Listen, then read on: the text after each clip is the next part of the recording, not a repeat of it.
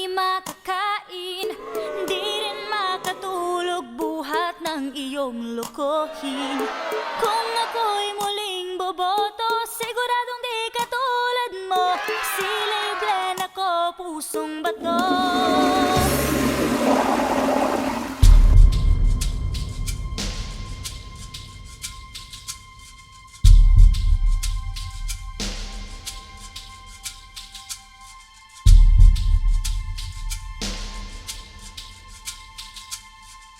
Antipolo, sumusulo nga ba?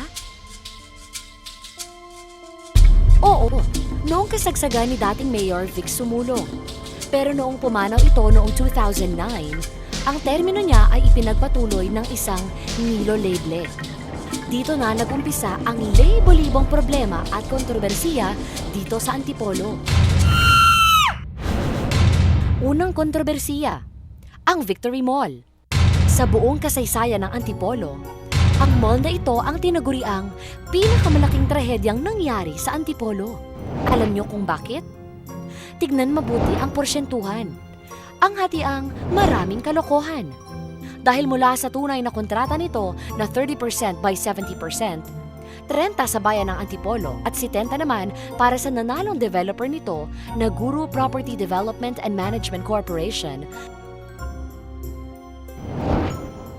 ay naging 0.5% by 99.5% na lang ang hatian. Ito ay sa kontrata ng inilatag ni Leble. Kaya naman mula noong 2009, dapat ay umabot na sa 161,320,000 pesos ang kinikita ng Antipolo mula sa Victory Mall. Yan ay kung hindi binago ni Leble ang orihinal na kontrata ng naturang mall. Sa halagang ito, dapat nakapagpatayo na ng isang pampublikong ospital para sa mga mahihirap ng Antipolo. Sa halaga ring ito, dapat nakapagpatayo na rin ng karagdagang public school sa Antipolo. Ngunit wala sa kaba ng bayan ang perang ito. Ang perang ito ay nasa mag-asawang Leble at Menchi. Ano-ano nga ba ang racket ni Mrs.? At saan nga ba dinala ang pera ng bayang Antipolo? Magkano ba ang sweldo ni Mayor Leble para makabili sila ng malalaking bahay at mamahaling sasakyan? Sa 4 na taong panunungkulan ni Mayor Leble, hindi niya ito kakayanin. Gaya ng 4 na taong pagkakatigil ng kanyang mga proyekto. Ang mga ghost projects. Ang 30 million peso ghost project na public hospital na binayaran ng construction ngunit poste lang ng gate at kalahating guardhouse lang ang nagawa. Mula sa ghost projects, di pa nakontento at pinasok din ang ghost employees. Uso sa administrasyon ni Leble ang mga empleyadong sumisweldo buwan-buwan kahit no-show sa City Hall. Katunayan, aabot na sa 472,507 pesos kada buwan ang binabayaran ng Antipolo City Hall sa 27 na kamag-anak ni Mayor Leble. Itanong niyo pa kina Nestor at George. Administrasyong Leble, walang patawad talaga pagdating sa nepotismo. Talamak din. Dummy companies, madami talaga. At cronies na matatagpuan sa loob ng mga establishmentong ito. Baka magkasakit dito, gasgas ang bulsa mo. Nasaan ang ospital para sa mahihirap? Kawawa ka kung mahirap ka sa Antipolo. Kaya sa Antipolo, mahal magkasakit. Dahil bukod sa mahal ang presyo ng pribadong ospital, testing pa lang ay butas na ang bulsa mo.